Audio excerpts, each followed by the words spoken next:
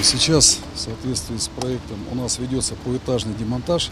Начинать мы будем с верхнего этажа с постепенным понижением вниз. Есть заключение лабораторные по прочности бетона. Сейчас мы это фактически все сверяем, данные с фактом.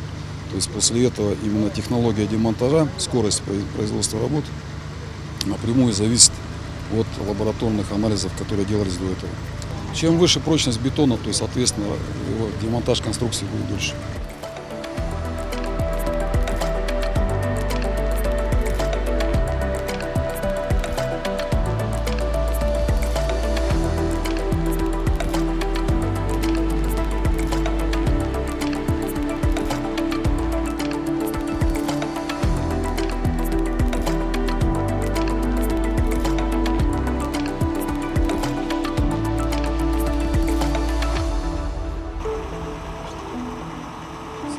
Безопасность полностью горожан обеспечена. Мы сегодня сделаем первый забой и посмотрим, как себя ведет бетон.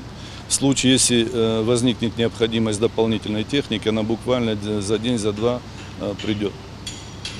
Шум, вы слышите, никакого практически шума нету, так что будем работать в световой день, как нам положено по закону.